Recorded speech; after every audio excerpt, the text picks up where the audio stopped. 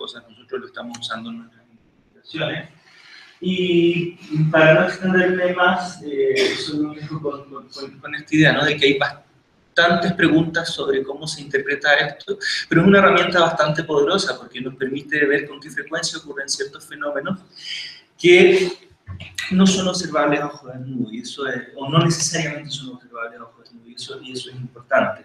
Ya tenemos cubierta esta cosa más interpretativa, más bien, digamos, videográfica, como lo que mostró Himmler. Podría ser que haya mucha coordinación que no se puede ver en un video, que solo se puede detectar al agregar lo que pasa con mucha frecuencia en muchas interacciones y desenterrarlo del movimiento más claramente visible. Bueno, eso es todo, muchas gracias.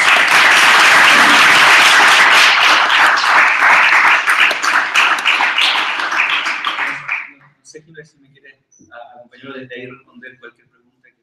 Hagamos 15 preguntas para ambos chicos y después las 12 continuamos con Pablo, ¿ya?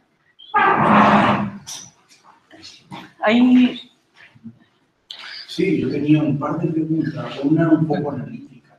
Okay. Pero respecto a los movimientos, quizás estamos de acuerdo que la espalda o la columna vertebral tiene un rol clave, pero ¿no sería acaso interesante analizar un poco, en el sentido explícito del término, el movimiento frente atrás, derecha, izquierda y rotación?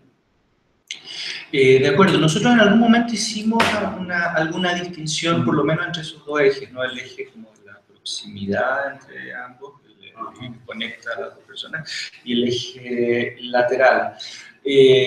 Sin embargo, bueno, ya teníamos tanta información, y eso ha sido una dificultad en nuestro proyecto, cómo interpretar lo mucho que tenemos, que nos quedamos con este análisis que, claro, colapsa esas dimensiones, pero incluye con otras cosas eso que tú mencionas. Este es un análisis que es una correlación entre vectores de velocidad y por lo tanto da cuenta de estos, incluye estos movimientos que son en el eje de la proximidad de las personas, así como el lateral.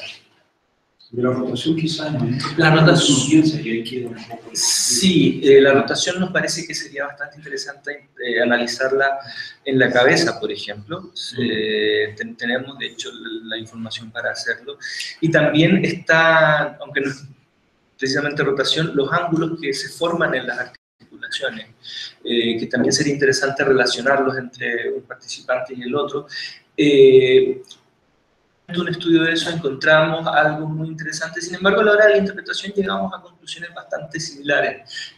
Y bueno, esto que yo les presento no es un estudio que está presentado de manera completa con su metodología detallada, es para dar un ejemplo, y para ser franco nos ha costado bastante esto de la parsimonia, de cómo podamos esto para mostrar. Pero estoy totalmente de acuerdo contigo de que son cosas interesantes al punto que de hecho las estudiamos en su momento. Y recuerdo la segunda, por favor, era respecto, hay algo que llamamos de delay, que son unos experimentos que vimos en el Congreso de Estudios Científicos de la Conciencia en Buenos Aires, en el cual a los sujetos tú le dibujas una letra en el vientre y está actualmente con ojos cerrados abiertos y él dice qué letra siente.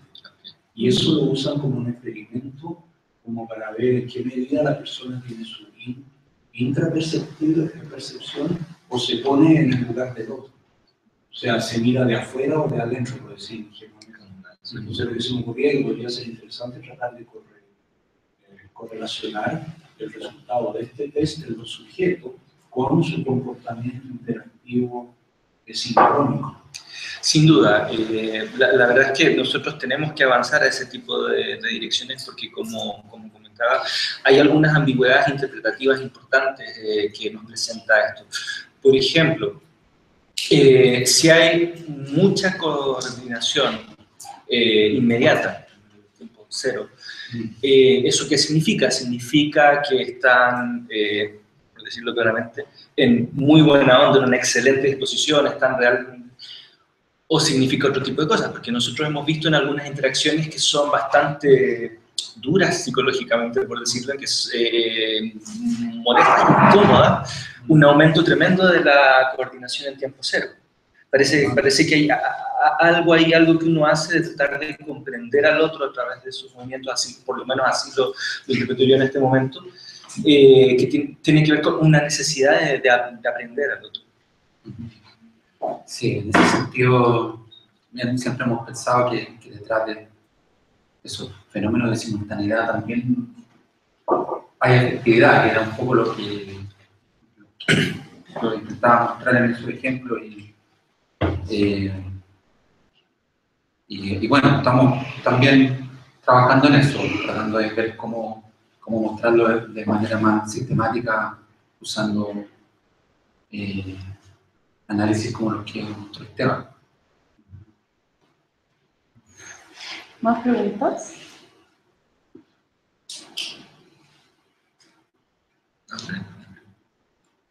¿No? I'm not sure how much I understood, but I was impressed by your last slide. This one? No, This one. This one. yeah. Because it looks like this is kind of turning the thing on its head, because you're finding very clear patterns, and now you're asking, what could this possibly mean? Is that right? I mean, what exactly is this pointing to? Yes. How can we translate this into something we understand? I thought that was very, very interesting approach. Sí, bueno, esto tiene que ver con la naturaleza exploratoria de este asunto. Y sucede que nosotros teníamos esta tensión que tiene que ver con que para descubrir estos patrones generales teníamos que hacer la agregación de muchas conversaciones, ¿no? Y eso necesariamente hace que muchos fenómenos distintos se sumen en un solo resultado. Y eso es lo que nos genera esta ambigüedad. Cuando yo pregunto, por ejemplo, la correlación positiva significa que cada participante está tomando la perspectiva del otro, o tal vez que están tratando de mantener distancia, lo más probable es que ambas cosas contribuyan a eso que se ve de la misma manera en el gráfico. De manera que creemos que tenemos una herramienta que ha resultado ser bastante potente. Bueno, varias herramientas en realidad de análisis que son bastante potentes. Pero en el caso particular de este lado más tecnificado de la captura de movimiento nos deja también con bastante duda. Disculpa, otra cosa, hay un fenómeno que hemos notado en contextos cognitivos, por ejemplo, en relación con el aprendizaje, en el cual una persona quiere describir un objeto, entonces verbalmente, pero gestualmente dice otra cosa. Un ejemplo típico cuando le pregunta a alguien qué sé yo, qué es un código, necesita una definición, pero hace un gesto dinámico cuando está diciendo algo estático. Entonces una pregunta sería, con este tipo de método, a lo mejor le podría interesar tratar de ver en la interacción directa si el interlocutor a lo mejor resuena con lo gestualizado o con lo dicho. Si pueden discernir eso. Parte de los métodos de análisis gestual que son usados en la actualidad consideran ese tipo de distinciones. Por ejemplo, usualmente se señala que un gesto es metafórico en la medida que tiene alguna relación con la expresión verbal, pero no es exactamente la misma relación, ¿no? Entonces, claro, uno podría... Una vez, hace muchos años atrás, en el laboratorio analizamos videos de clases de matemáticas y veíamos que, claro, el profesor puede estar hablando de polígonos y hace algo así, ¿no? Como un triángulo o expresar una gesticulación de balanza cuando está hablando de metáfora. Sí, es algo que se puede analizar. A veces nos hemos preguntado en todos estos años cómo llevar todo esto a un contexto más natural, ¿no? Pero solo hemos llegado hasta sea, no hemos quedado en el plano de la fantasía y además de la ocupación de estar lidiando con los datos que ya tenemos. Pero sí, sería interesante. Bueno, también en algún momento tratamos de explorar ciertos fenómenos pedagógicos como a una escala micro dentro del laboratorio, y esas perspectivas obviamente están abiertas. Eso es como esto o sea, es como una invitación también. Tenemos cierta tecnología y está ahí disponible como para responder cierto tipo de interrogantes vinculadas a este tipo de fenómenos. Tenemos esta limitación como del contexto, pero bueno, también hemos tratado de mostrar aquí, tanto con los análisis que mostró Esteban, como no solo con los análisis, sino que con todo el montaje del laboratorio y con la elaboración de los experimentos que también uno puede lograr que las interacciones sean fluidas, tengan un cierto grado de espontaneidad, que tengan una cierta como pertinencia cultural dentro del laboratorio. Estuvimos mucho tiempo, cada vez que hacíamos los estudios, pensando en esto, y afortunadamente los mismos participantes, en la medida que hacíamos las mediciones, nos reportaban que bueno, poco tiempo después de que comenzaban a interactuar, se olvidaban de que tenían estos elásticos, que ustedes ven que las interacciones, a lo mejor no son muchos los ejemplos que vimos, pero las interacciones son bastante fluidas. Sí. Y bueno, no es casualidad que estas dos aproximaciones metodológicas, estos tipos de procedimientos que nosotros mostramos estén acá juntas, son dos extremos, digamos, dentro de lo que podemos hacer en el laboratorio para aproximar esto, y podríamos decir que al fenómeno creemos que lo tenemos rodeado. Pero falta acercarse un poco más, y sabemos que tenemos una deuda con ese tipo de cosas como lo que tú comentabas. En algún momento pensábamos en incluir algo que tuviera desde una aproximación de análisis del discurso para tener información sobre distintos momentos de las conversaciones, micromomentos de las conversaciones, y poder de esa manera empezar a decodificar esta información que todavía no nos hace sentido, pero que sabemos que significa que está en las manos, por ejemplo. Bueno, parte del propósito de este proyecto y también de esta instancia tiene que ver con que sabemos que ahora necesitamos colaboraciones y otro tipo de habilidades también para aproximarnos a eso. Yo pienso en la fenomenología en segunda persona, toda esa técnica de la entrevista, de explicitación, también microfenomenología, que sería interesante acoplarla con esto. Cuando tú le haces entrevista al sujeto en que es como hacer un zoom a su experiencia.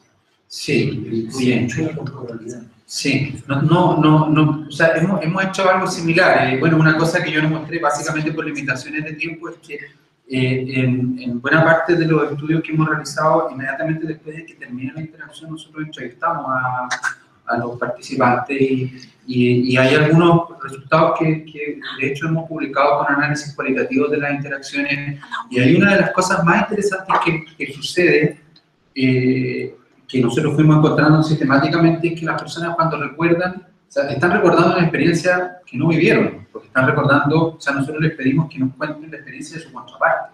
O sea, ellos escuchan, interactúan una historia de otro o de otra persona, y después en el laboratorio cuentan y recuerdan, es una experiencia de recuerdo, ¿no? Y lo más interesante de eso es que cuando el recuerdo cuando la persona se posiciona en una situación experiencial de emotividad, empieza a expresarse como si estuviese viviendo la situación que está recordando.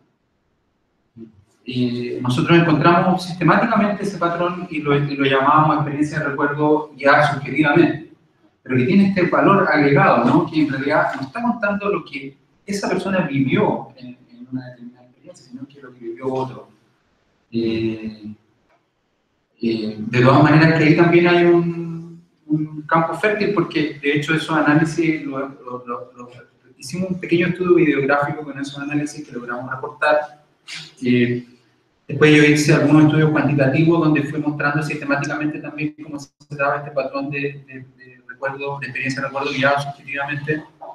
Pero nunca hemos llegado a trabajar con los datos de captura de movimiento. Tenemos algunos datos de las personas con captura de movimiento mientras recuerdan y son parte del gran conglomerado de datos a los cuales todavía no hemos llegado a trabajar. ¿Cierto? Quizás algún día, o sea, esperamos contar con tiempo para poder trabajar con esos datos.